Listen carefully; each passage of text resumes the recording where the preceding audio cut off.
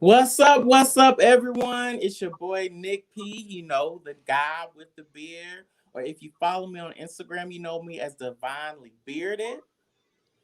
And it's your boy Rev Kev, campus pastor for the I Love Jackson State University, here to inform, engage, and inspire. And if you came to do that, then I guess we preaching to the choir. And we want to welcome you to another episode of How to Be an Anti-Racist, the book club. First of all, I want to share some amazing news again in case you missed our previous episode that I now have an amazing, the best co-facilitator in the land. What did I say last time? I said the most anointed preacher on this side of Now heaven. the realest reverend on this side of heaven. That's it. That's it. None other than my bro, my or my my Gavin brother, Rev Kev. Yes, sir. Yes, sir. And so in this book club, we're going to talk about the dynamic book. Let me find it. So we're going to talk about the dynamic book, How to Be an Anti-Racist by Ibram X. Kendi, Dr. Ibram X. Kendi. And as we dive into this book, he is right now leading the country in doing this work of anti-racism, understanding it, defining it, and dismantling it. So we're going to jump in it. And tonight's discussion is centered around chapter 9, which deals with color. Chapter 9 that deals with color. But before we go to chapter 9, I gotta get something right for that. What he's going to get, don't what he's going okay. I was gonna try to tell you before he came. So oh man, he back. Oh man. I was Hold gonna on, try let me to go get it. Let me go get it. Okay, so you didn't hear what I just said. You didn't hear that. You didn't even hear that. Okay, y'all. So what he about to do is he's about to go get this statue. It's something called a Sankofa, because we're going to have our new moment called the Sankofa moment, and there it is.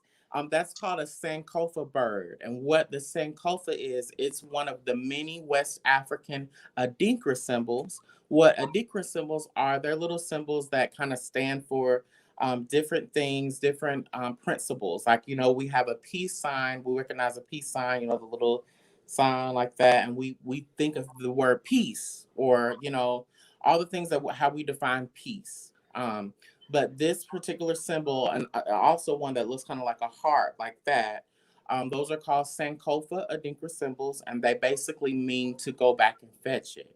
And what that basically means is, as you're moving forward in life, you never forget your history, your heritage, maybe past events, maybe sometime in your past where God was with you, where you learned something, where you had what Oprah calls a aha moment, where the light bulb kind of goes off in your soul and your being.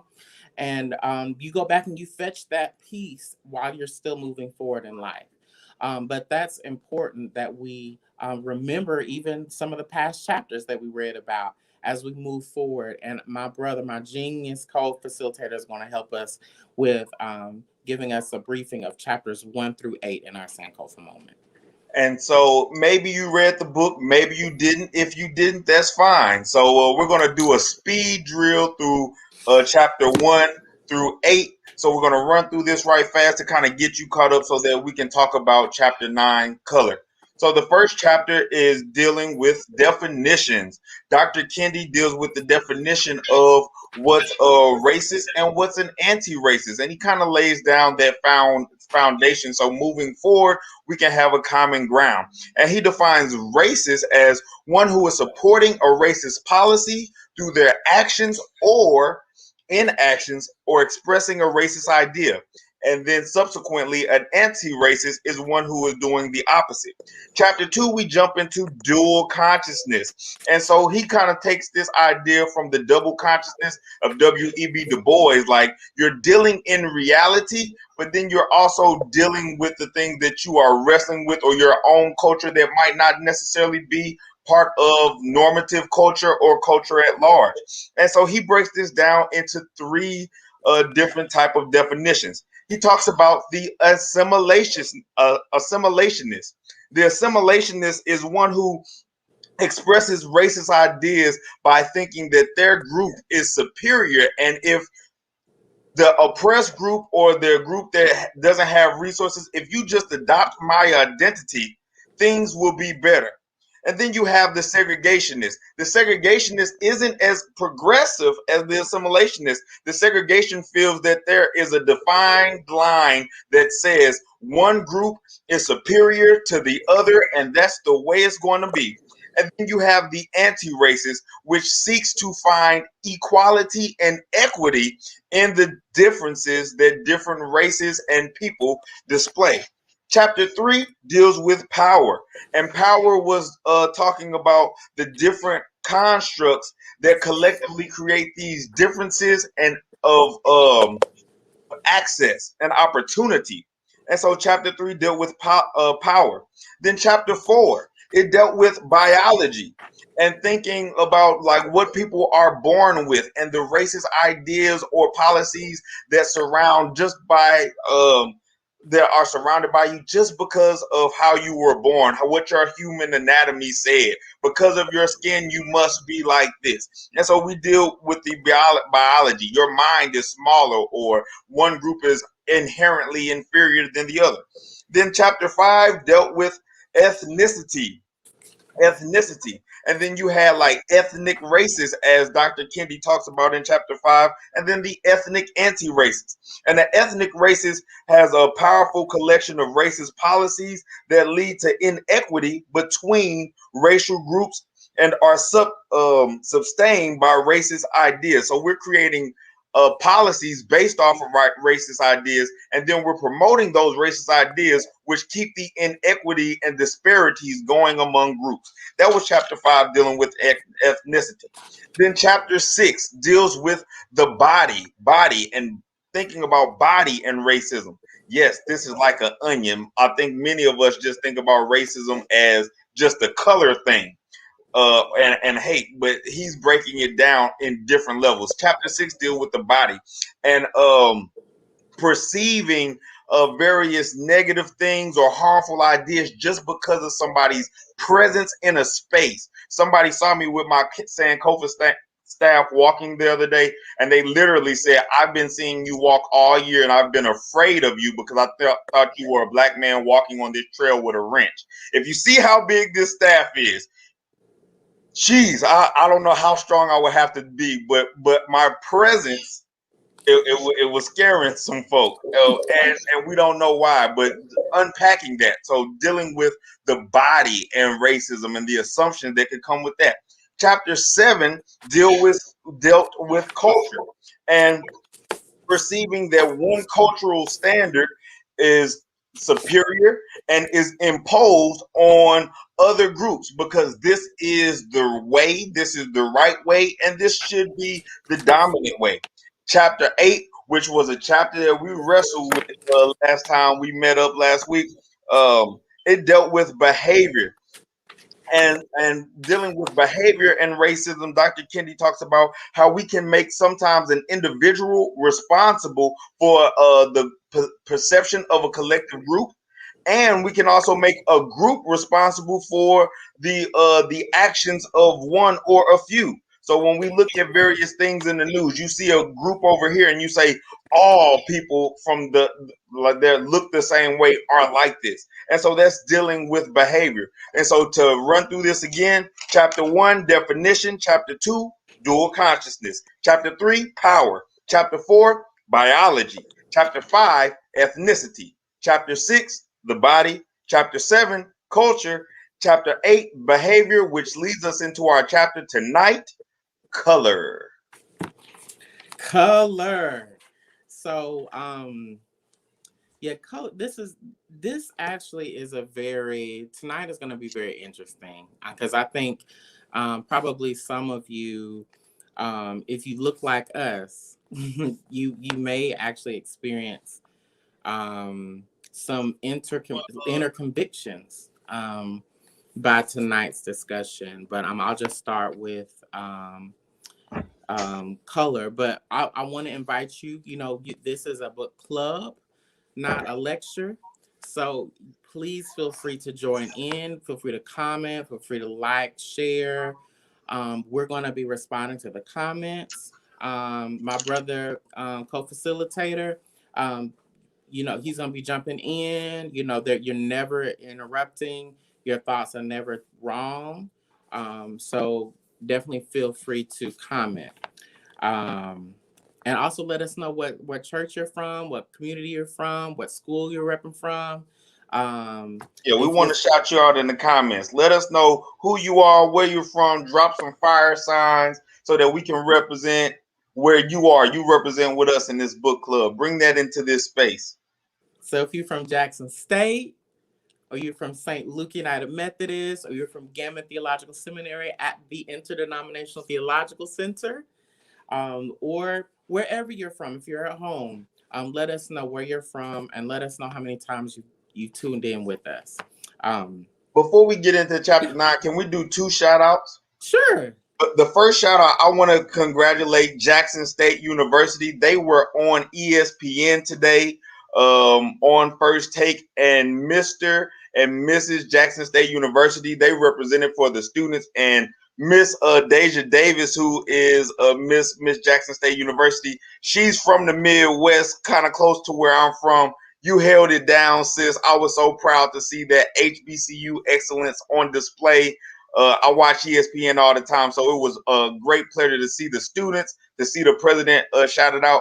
And then also shout out to the Interdenominational Theological Center, especially Gammon, because they have a graduation, a digital graduation this Saturday. And I know some phenomenal prophetic students who are doing the work. And I'm so proud of you. I will be tuned in to support. I love y'all. So y'all make sure y'all tune in to the commencement. It's gonna be on ITC's Facebook page, I believe. So yeah. So make sure you tune in. But also feel free to join in the discussion with us as we partake in this chapter 9, called Color. And you know how we always start. We always start with holding ourselves accountable to the words we say. So he is defining colorism and color anti-racism. How Ibram X. Kendi. Oh yeah, shout out to the new dean. How could I forget that? Thank you, Project Director Mo, for telling that we now have a new dean was just announced today at Gammon Theological Seminary. So y'all please really support Gammon, and Gammon has so much going on, and y'all really just show us some love this weekend as we partake in this new chapter, new Gammonites going to the next chapter of their lives. The first female president dean in Gammon Theological Seminary history. So as the country's making history with its first black female in the VP spot, we also are making history at Gammon Theological Seminary. And then shout out to another one of our Black College Fund schools, Russ College, because they also have their first Black female president. So we have HBCUs who've been doing this transformational work. So it's an exciting time. And shout out to Gammon. Shout out to Madam President. I'm excited to see all the things that Gammon has in store, as well as many of our HBCUs as they continue to do this transformational work. That is awesome. That is awesome. So yes, thank you so much, President Lewis, for taking up the charge as our new dean at Gammon Theological Seminary. So, colorism. Colorism is a powerful collection of racist policies that lead to inequities between light people and dark people, supported by racist ideas about light and dark people. And brother, you want to give us the color anti-racism definition? Yeah, so when we look at the anti-racist definition, anti-racist is one who is supporting an anti-racist policy through their actions or expressing an anti-racist idea. And when we take that into consideration, color anti-racism, congratulations. Yes, thank you. I didn't see your name. I'm sorry, but yeah, thank you for that comment. Dr. Lewis, Dr. Lewis. No, E. Chip Owens. Oh yeah, Thank that's a you for Gammon grab right there. all right, my Him brother. and his wife. All right, Gammon Yeah. in the house. Well, ITC grad. Yeah. Yeah. So the color anti-racism is defined as a powerful collection of anti-racist policies that lead to equity between light people and dark people, supported by anti-racist ideas about light and dark people. So what was your perception of this chapter? Like what were some of the things that stuck out for you? All right. So looking at this chapter, I appreciated where it all unfolds. Like him having his Sankofa moment, in that he unpacks a lot of this chapter through his experiences at an HBCU, his freshman year at FAMU. Mhm. So shout out to FAMU, but the like so Marching 100. right, yeah, like he's talking about his experiences there. So that's the first thing that stood out to me. The next thing that stood out to me was this chapter was going to be interesting, and the reason why I felt that way is because it called me to unpack a lot of the embeddedness that I have, or that the people around me who I care about also have been ingrained with. And so in this chapter, he kind of talked about how he had a light skinned girlfriend, and everybody thought that she was so great. And as he began to learn about himself, he was like, he broke up with her because he just felt guilty, and then he only wanted to date darker Darker women. toned women. And so this whole idea of finding yourself and rejecting racist ideas, but in this chapter is kind of calling out that and saying, um, are we too adopting racist ideas and unpacking that? And then are we just shifting the Right. paradigm as opposed to creating a new one? And so he really invited us to do this work, like, because a lot of times when we think about racism, what comes to mind is hate crimes and somebody hating you because of the color of your skin. And we talk Hmm. about and we create spaces and we talk about things like how people need to listen, how we need a space to lament, how we need to legislate so that we can create change and do the work of being an anti-racist. We talk about being informed and having informed dialogue. Um, but this chapter invites us to do this embedded work of saying, now, now that you've done all of that communal work and societal work and world work, you also need to do the work of inner healing. Hmm. And so the ideology is what people just believe. Like this is what it is. This is how it is. Hegemony is when that ideology is lived out. And a Hmm. lot of times we take on these hegemonic states Hmm. and not even think about it. And so colorism is one of those things. Like, and so oppressed groups, many oppressed groups, we have adopted this idea of colorism at one form or another. So that's the first thing that jumped out. He's having his Sankofa moment at his HBCU as he's finding his identity, and then this work of being an racist is also something that we are called to do on the inside.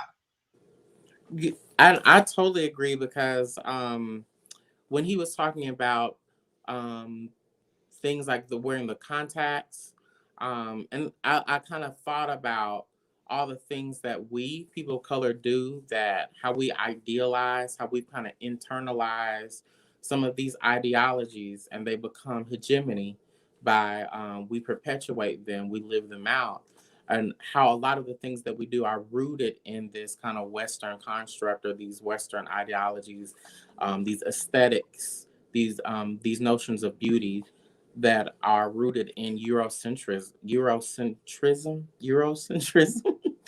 And I remember when I was in high school, because when I was in high school, he was in college. When I'm telling my age, when I was in high school, he was in college, and he was talking about how he would wear the contacts.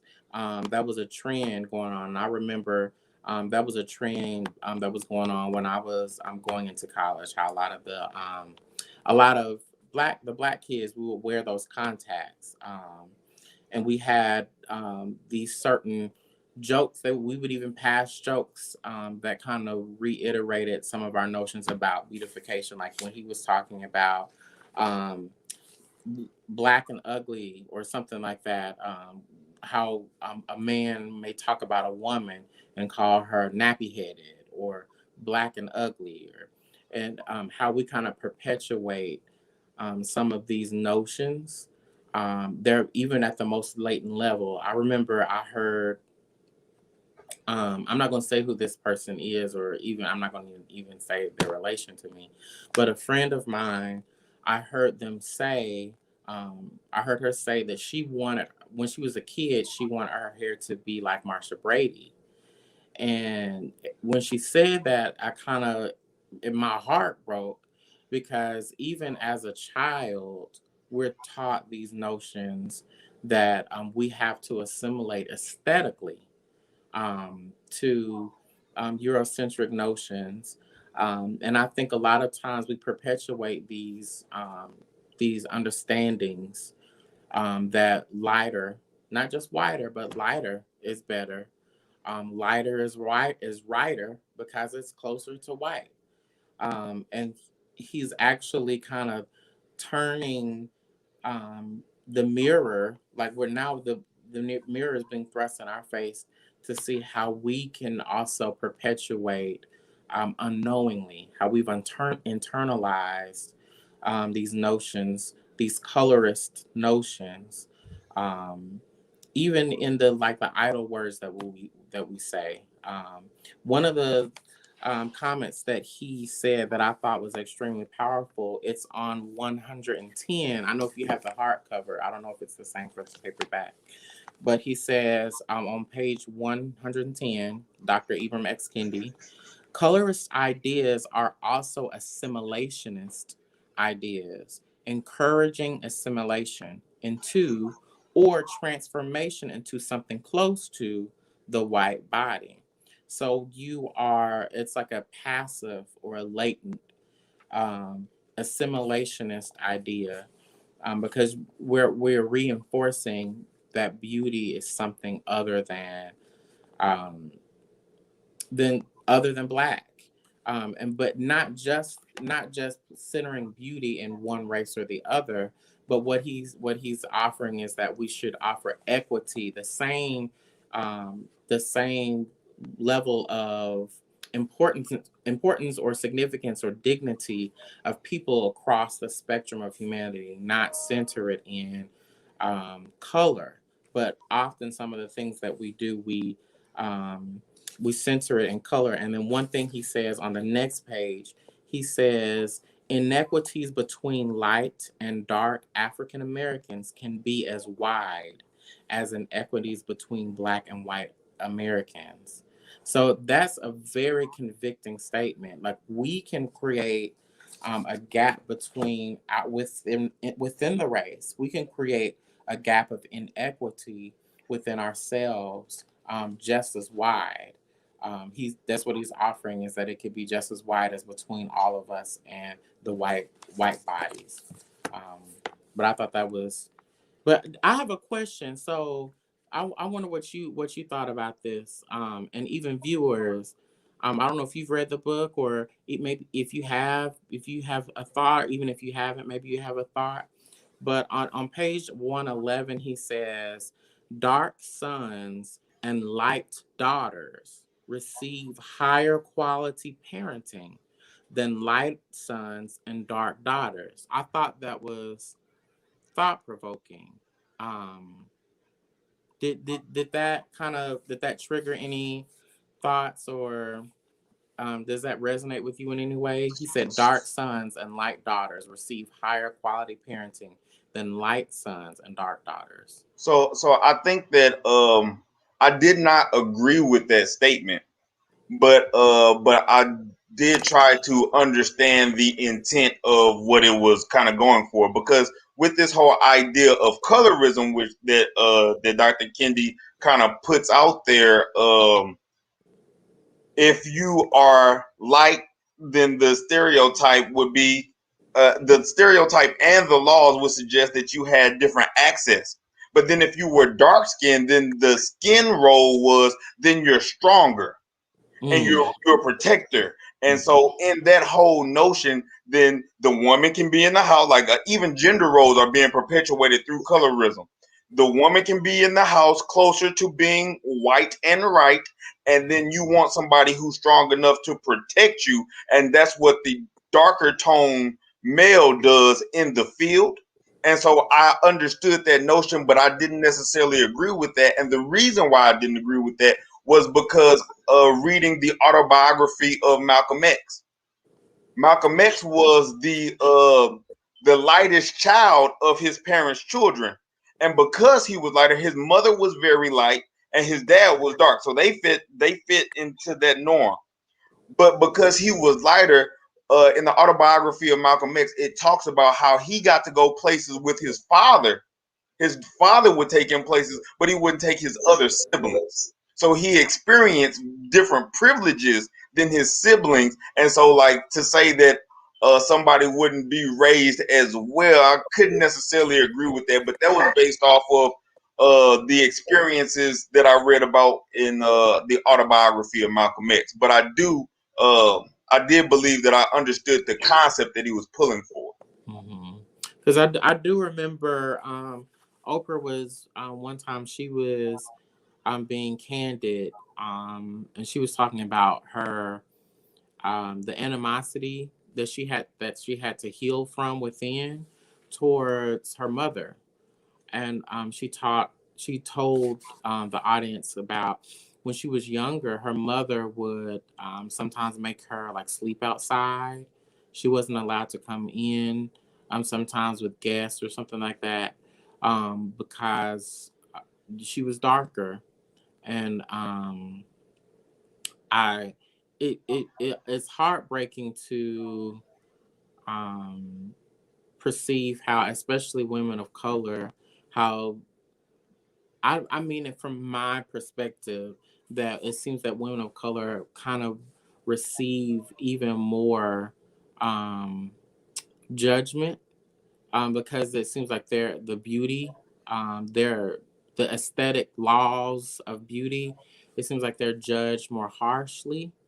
And I think it is sad that those aesthetical laws of beauty are infused in girls even at a like as a child. I didn't really learn about what handsome is, until I got to middle school, and I'm learning, but like as a girl, as a little girl, they're learning that they're less beautiful, and just the trauma that could offer to children, especially women of color. It breaks my heart to when I heard Oprah mention that. And then even in the chapter, he makes that same type of observation in that you are pretty for a dark girl, like putting that preface in there. And then just thinking about Cicely Tyson, God rest her soul, like during one of the inaugurations, she did the speech, "Ain't I a Woman?" And "Ain't I a Woman" was a poem, or well, not even a poem, a speech by Sojourner Truth, who was a dark woman. And like, if women are darker in these times, like where you're stronger, or you don't have these type of feelings, or you can do this type of work, and we see that being perpetuated over and over, like women just having to be strong. And it's like, hold on, yes, I'm strong, but ain't I'm a woman? Type of thing. And so that being perpetuated over and over. And then even when we consider ourselves being politically correct, do we know the racist policies that are even in some of the language that we use? Some people some people will try to be politically correct, and instead of saying light skin, they say, "Oh, well, you're fair skinned." if even the term fair skin came from like the legal notion that if you were light enough as a brown paper bag, then you were passing. That was the term. You were considered passing, and you could go into certain establishments because you were fair enough. So like it was if it's white, if it's all right, if it's brown, you can get down, but if it's black, get back type of things. Like so when you're saying, oh well, this person was fair skinned, like even understanding the history of the words and the definitions that we use, that's something that also kind of jumped out from the historical perspective. And when you said public, what do you say? Politically correct. When you said politically correct, that reminded me too of on page 114. It reminds me of how sometimes, even I'm just gonna say it, even um, people who identify as liberals, um, the racist notions are still present there, and in the same chapter on page 114, he offers how even an anti-racist or anti-slavery person, a missionary, Anglican missionary, how their ideology was rooted in racism, and he offers this. It's about two or three um, white writers and theologians. He says, for it is well known, attested Anglican missionary Morgan Godwin in an anti-slavery pamphlet in 1680, that the Negroes do entertain as high thoughts of themselves and of their complexion as our Europeans do. He says, Johann Winkelmann, that looks like it might be a German name, the so-called father of Western art history, endeavored that his fellow enlightened intellectuals to bring down that's Ibram talking, my ancestors' high thoughts. African people must accept the correct conception of beauty. Winkelmann demanded in History of the Art of Antiquity in 1764. A beautiful body will be all the more beautiful the wider it is. And then he goes down a little bit further, and I'm gonna offer this one more thing. He says, large slaveholders more often worked light people in the house and dark people in the fields, reasoning that light people were suited for skilled tasks, and dark people more physically demanding tasks. A body will be all the more animalistic the darker it is. So that was a ferocity and stupidity are the characteristics of those tribes in which the peculiar Negro features are found most developed, intoned one writer. So yeah, how we what is it called, bestializing, or animal, when you create these animalistic notions about what it means to be something other than white. That's rooted in color or colorism. And it's in liberals, we tend to think, we kind of give ourselves, some of us give ourselves a pass because of how we vote, or because we have a black friend, and we think that because we're liberal that we are immune to, or because we may have an ideology, really all lives matter, and I really have good intentions, but a lot of our notions can still be rooted in animalistic views of what it means to be other than white. Um, and And what Dr. Kenny doesn't hold back. So. And then when we look at like colorism, like if you looked up the definition, like and did like a Google search on colorism, colorism is described as a prejudice or a discrimination against individuals with a dark skin tone, typically among people of the same ethnic or racial group. And so thinking about this, it made me also think about like as the public theologians, as pastors, how do we tie this back into like the identity of God and who God is and what we're called to do? it made me think about a couple scriptures. It made me think about John 5:15 with Jesus and the man at the pool of Bethesda, and how he, after he healed him, he told him, "Go and sin no more." It made me think about John 8:11 when he is with the woman who was caught in adultery, and then after he gets them to not throw the stones at her, he says, "Go and sin no more." And then even in Mark chapter 8:26, when he heals the blind man, he says, "Don't even go back that way," right? Like return home, but don't go back that way. It makes me think about like the hegemony that we oftentimes practice. Like, so like you said, I might have a black friend, or I might vote a certain type of way, or I help this type of legislation. But are we doing the work to not perpetuate these ideas that turn into behaviors, that turn into policies, and so on? Because we're not called just to be in right relationship with God. We're also called to be in right relationship with neighbor. And so even amongst the same group, we might do certain things that continue to perpetuate this. Oh, well, if you are dark skinned, then you are this, or you're prone to being stupid, or you're ugly. If you're light skinned, then and you're a male, then well, come on, we make the jokes like, oh, you got your Drake pose on, like if you light skinned, you what house are you protecting? And then we got people like Suge Knight to try to hold it down just to prove something. We can pass some of these ideas amongst ourselves, and a lot of times it's rooted in, yes, we are being oppressed, and then you give certain members in the oppressed group different perceived opportunities, and people fight about that, as opposed to realizing that people are oppressed. We are still oppressed, and it's not one better way than the other, but we are still linked. And then doing that inner work time and time again is something that we must do. Like, how does that make you feel? And allowing somebody the space to speak on that, and let them be the center of that story as they speak on it.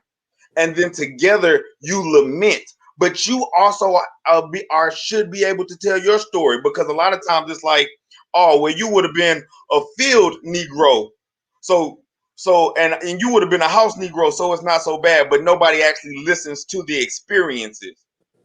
So think about that dark skinned person who was bullied, right? And then the light skinned person who might have received some type of privileges, but then got bullied by their group, so they didn't feel like they belong. And you see that those things happening time and time again, if it was based off of skin color or biology.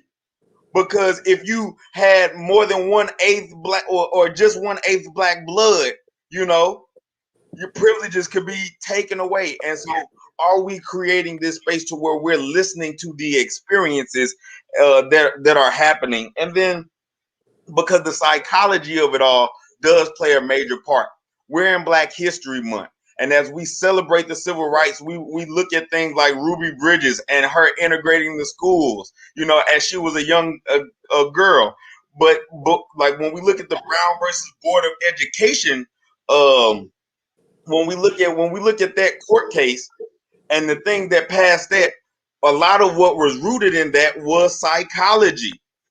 And that can be turned in. We can thank Dr. Kenneth and Mamie Clark for this. They were the ones who came up with the doll test.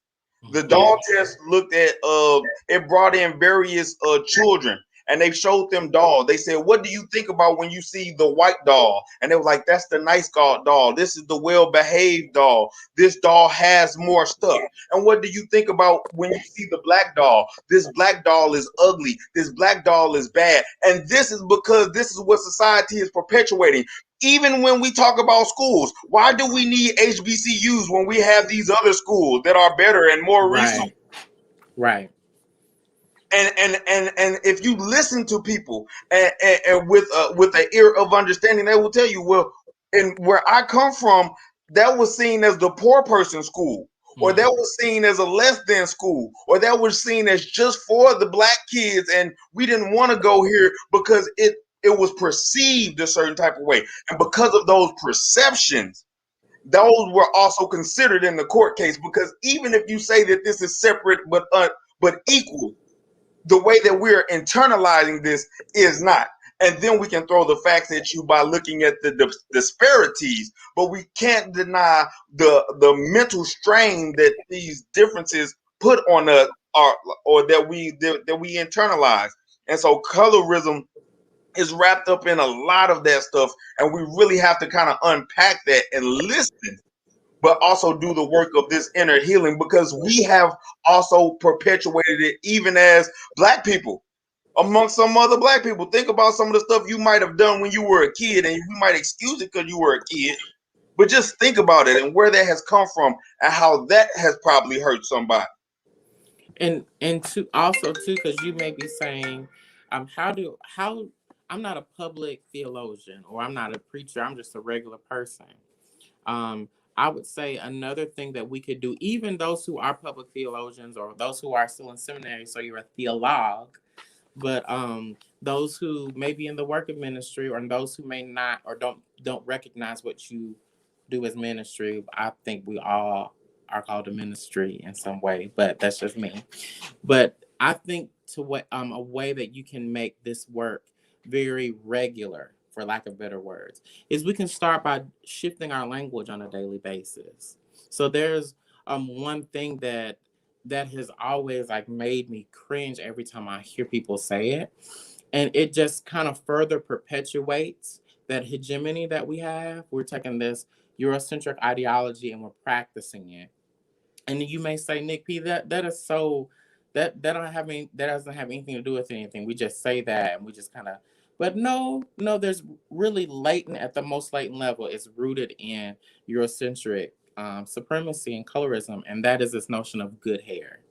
So when we tell our little girls, or even people tell me, I don't know why people say that, but for some people say it. They say, "Hey, nigga, looks like you got good hair," and I'm looking like, I mean, I guess it's good because I got African in my blood, but I mean, it looked the same as yours. But we have this notion of good hair, the straighter, then the better. If it blows in the wind, then it's better. But I want you to just challenge yourself. I'm even challenging myself. Of just shifting our language to a more equitous, if that's a word, equitous language, where we're kind of balancing the dignity, to for all colors. There's not necessarily any color that's greater. There's not any physical characteristic that's better. So there's no bad, because if there's good hair, then there must be, then you're there. The inference can be made that there's also bad hair. Right. So we don't need to make, though. We can let go of that language. We can make the choice to shift our language on a daily basis. And so that can get very complex, because really we should be asking ourselves, what are we saying? What are we trying to say? And so it's like my hair right now, it is not freshly twisted. And so somebody might talk about that, but you can say, "Oh, I would like to see your hair retwisted." Or I like it this way. Like, it's okay to still talk about your preferences, but we still have to be mindful of what influences those things. That's And true. then Dr. Kendi, he brings out this excellent point. Like, once we know what the groundwork is for the laying the foundation for these racist thoughts and laws that have been passed, a lot of times we can go in and do the opposite. So instead of creating a new paradigm, we just shifted. So he liked his girlfriend who was light skinned, but then he only dated black or darker skinned women, because he was like, I don't want to perpetuate their racism. So But in he another way, left her. He left her yes. for that. Yeah. And so how do we begin to speak to the issue and not just do the opposite? Because doing the opposite doesn't make it right. It just makes it different. Mm-hmm. And that's what we do a lot of time. Like, so now I'm just pro-black. Now I'm just this. Now I'm just that. and we can create these narratives without giving voice. And I learned this from the black women at Russ College, like, because we had a dialogue about good hair. And as a man, we can make a lot of statements like, "Oh, you once we get woke, you know what I'm saying? You got your hair straight because you trying to be like the European, my man. You know how we get to My break brother. it right, and we get to chopping it up. But when we actually just listen to the women, they taught us about protective hairstyles. They were like, I wear a wig because if I wear a wig or I wear braids because this protects my hair and the sun. And they were teaching us about hair care that we didn't know. We just knew about racism, and we didn't actually think about the experiences of the people who we were trying to advocate for. I love black women, but I don't want to listen to the experiences that you have with black hair. So if you want to just do something creative, fun, or just be you, you have to worry about if you being too European or you being too black. And sometimes you just want to be. And how do we create a space for somebody to be? Because why, if a teenager wants to get like contacts and just be cool, and not even thinking about this, we have to teach the history, but now we're saying that this person hates themselves because of it. Mm-hmm. And so a lot of times this paradigm is shifting, and what doing the work of anti-racism is doing like the equity work. And so, yes, we need to know the history. We need to know what things are created and why, but we also need to create a space for people to be. Can we, and Christy Wallace says, can we also get rid of the term gifted child? Like, so what that 90% of the rest of the school is ungifted? That's a good point. That is also rooted in our bias of what we're calling gifted and what we're valuing. We're creating a rubric by, if you're below this bar, then you're ungifted, and below.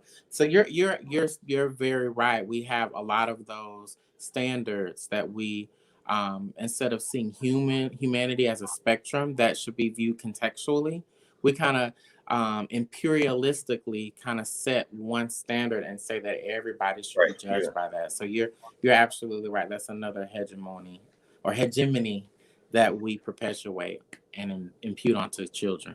And something that is kind of touchy for us, but we might not think about it. Like racism, what makes racism so dangerous is that it's insidious. It's in so many different parts of culture. Woo, it's like this collection of things that are always present around us.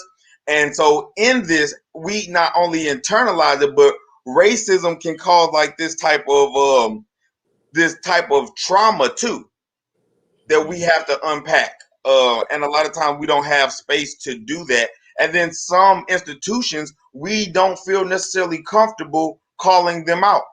And so when we think about us being believers and going to church, are we thinking about the racism in some of our theology from both sides, from both paradigm shifts, and what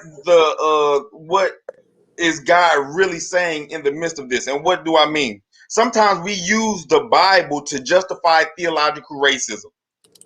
For example, if we look at Genesis chapter 9, 25 through 27, and then chapter 10 through 6, and verse 6 through 20, it's talking about Noah and his sons.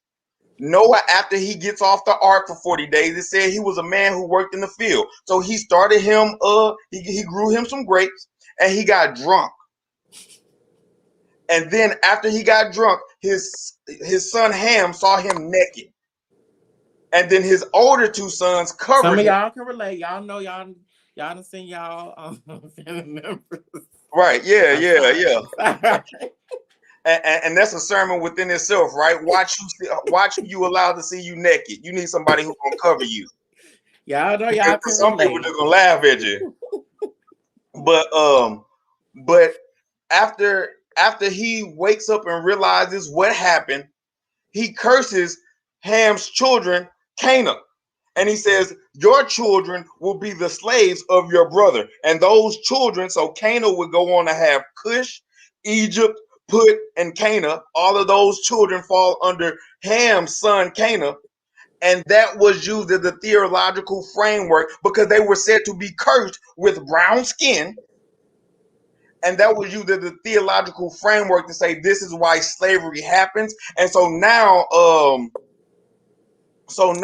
of a sudden we're saying things like, well, I can't do anything about racism because this was biblically mandated, and this is just the generational curse that has persisted. But then when you start learning your history and you start unpacking that, sometimes we'll do the paradigm shift. And then we might do things like Exodus chapter 4 and 6, and we say, no, black is beautiful. I love my black skin. And really, it's the white skin that's evil, because when Moses is talking to Yahweh and he's trying to figure out how he's going to get the people to believe him, one of the things that Yahweh tells him to do is stick his hand in his cloak and take it out. And when he took it out, it was filled with leprosy, and it was said to be white as snow. And so now we shift the paradigm and say, oh, see, that means white skin is really the sick skin, and I should be proud of mine. And then we adopt that same segregationist, as Dr. Kendi puts it. We adopt that same notion that one is superior than the other, as opposed to looking at the scripture for what it was. This was a shameful act that your drunk daddy saw you that you took advantage of your father under the influence, and then made fun of him, and he called you out on that.